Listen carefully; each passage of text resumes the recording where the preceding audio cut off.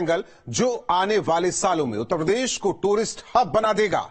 इससे न सिर्फ उत्तर प्रदेश बल्कि देश की अर्थव्यवस्था भी मजबूत होगी। आखिर क्या है ये गोल्डन ट्रायंगल जो यूपी को धार्मिक और आर्थिक केंद्र बनाने में अपनी भूमिका निभाएगा? देखिए।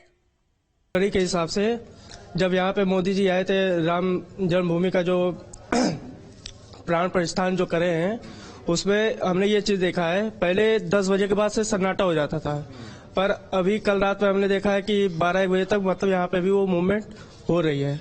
इसमें यूपी की अर्थव्यवस्था में बहुत ही अहम वो होगा, रोल होगा अयोध्या का। धार्मिक नगरी आप भी मान रहे हैं कि धार्मिक नगरी तो है, प्राचीन भी है, और ये दोनों चीज इसमें सपोर्ट करेंगी अयोध्या को। और फिर अभी मैंने सबसे बड़ी चीज देखी कि प्रॉपर्टी में बहुत ही तेज उछाल आया है। सुना है, क्या देखा भी है चित्रों के माध्यम से और तमाम कथाओं में कि भगवान विष्णु के पैर दबाने का कार्य जो है, उनका पांव जो दबाती हो माँ लक्ष्मी, तो इसलिए साक्षात जहाँ विष्णु है वहाँ तो लक्ष्मी का वास होना ही है। माघ मेले के क्षेत्र में खड़े हुए हैं और लगभग 6 लाख के लोग यहाँ पे संख्या में लोग नहा चुके हैं।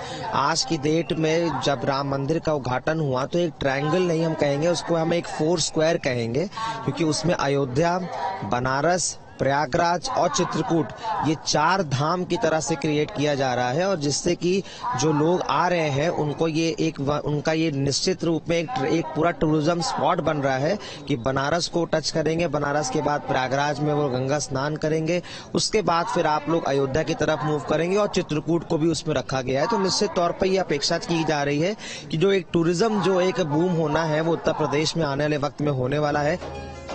हाल ही में ब्रोकरेज फर्म जेफरी ने अपनी रिपोर्ट में कहा था कि अयोध्या में आने वाले पर्यटकों की संख्या सालाना 5 करोड़ तक पहुंच सकती है, और प्राण प्रतिष्ठा के बाद पहले ही दिन करीब 5 लाख लोगों ने राम मंदिर में दर्शन किए। आंकड़ों से साफ पता चलता है कि आने वाले दिनों में राम मंदिर अयोध्या में बड़ा टूरिस्ट स्पॉट बनने वाला है। अयोध्या में नव्य जरिया है और अब अयोध्या देश का सबसे बड़ा पर्यटन केंद्र बनेगा। बुनियादी ढांचे के लिए अयोध्या पर 10 अरब डॉलर से ज्यादा खर्च होंगे, जिसमें नए एयरपोर्ट, रेलवे स्टेशन, आवासीय योजनाओं पर ज्यादा फोकस होगा। शहर में नए होटल खुलेंगे और अन्य आर्थिक गतिविधियां बढ़ेंगी। इससे अयोध्या में पर्यटकों की संख्या में काफी तेजी से इजाफा होगा। इससे देश की जीडीपी में 443 अरब डॉलर का योगदान होगा। पर्यटन ने 2018-19 में जीडीपी में 194 अरब डॉलर का योगदान दिया। 2032-33 तक इसके 443 अरब डॉलर पहुंचने की उम्मीद है। प्राण प्रतिष्ठा के एक दिन बाद ही श्रद्धालुओं की संख्या ने अयोध्या का सारा रिकॉर्ड तोड़ दिया। सुबह के साथ ही श्रद्धालुओं की संख्या बढ़ती गई, जो बढ़कर तकरीबन 8 लाख तक जा पहुंची। हालांकि ये अनुमानित आंकड़ा है, उसे देखकर बिल्कुल साफ हो जाता है कि आने वाले समय में जब यातायात सेवाएं पूरी तरीके से संचालित होने लगेंगी तो ये संख्या और भी ज्यादा बढ़ने वाली है।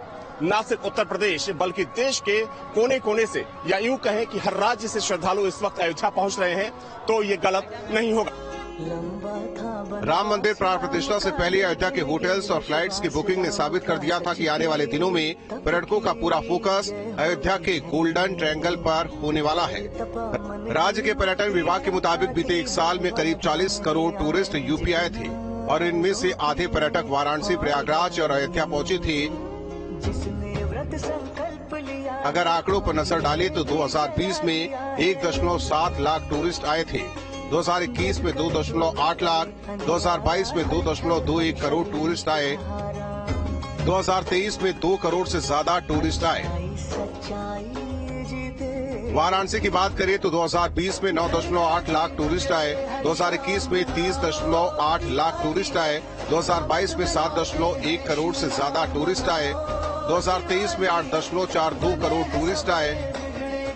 प्रयागराज में 2020 में 3.19 करोड़ टूरिस्ट आए, 2021 में 1.12 करोड़ टूरिस्ट आए, 2022 में 2.55 करोड़ टूरिस्ट आए, 2023 में 4.5 करोड़ टूरिस्ट आए।